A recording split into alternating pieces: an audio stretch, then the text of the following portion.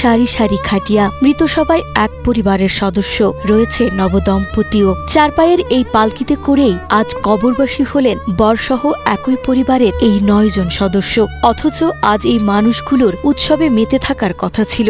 নববধূর সাথে হাসি আনন্দ আর খুনসুটিতে নতুন জীবনের পথে পা বাড়ানোর কথা ছিল, কিন্তু নিয়তি সব থামিয়ে দিয়েছে। তারা এই পৃথিবীতে হয়তো এক একজন এক এক দিনে এসেছিল, কিন্তু না ফেরার দেশে চলে গেলেন সবাই একসাথে একই দিনে। যে স্বজনরা বিয়ের দাওয়াতে এসে হাসি তামাশা করেছিলেন, তারাই আজ কাঁধে করে বয়ে নিয়ে গেলেন প্রিয়জনদের শেষ বিদায়ের এই পালকি।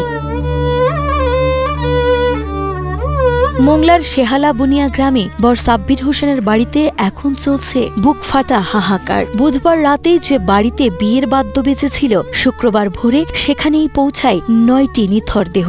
আশপাশের 9টি মসজিদ থেকে খাটিয়া এনে সারিবদ্ধ করে রাখা হয়েছিল বিয়ে বাড়ির উঠানে। বর সাব্বির হোসেন, তার বাবা আব্দুর রাজ্জাক, ভাই আব্দুল্লাহ সানি থেকে শুরু করে ছোট্ট আলিফ ও ইরাম রঙিন কাপড়ের বদলে আজ সবাই সাদা কাফনে মোড়ানো। এক এক করে সবাইকে গোসল করিয়ে খাটিয়ায় তোলার দৃশ্য দেখে উপস্থিত শত শত মানুষের চোখ ভিজে গেছে।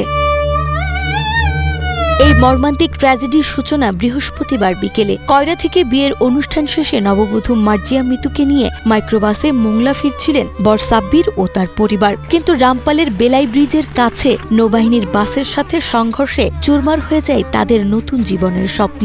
দুর্ঘটনায় বর সাব্বির আর কনে মিতু সহ মোট 14 জন প্রাণ হারান। বিয়ের কয়েক ঘন্টার মাথায় রঙিন বাসর ঘরের বদলে তাদের গন্তব্য হল কবরের অন্ধকার ঘর। জুমার নামাজের পর মোংলা উপজেলা পরিষদ চত্বরে যখন জানাজা শুরু হয়, তখন পুরো এলাকায় যেন শোকের স্তব্ধতা নেমে আসে। 9টি মরদেহ একসাথে পৌর কবরস্থানে দাফন করা হয়। অন্যদিকে কনে মিতু, তার বোন ও নানিকে দাফন করা হয় খুলনার কয়রার পারিবারিক গোরস্থানে।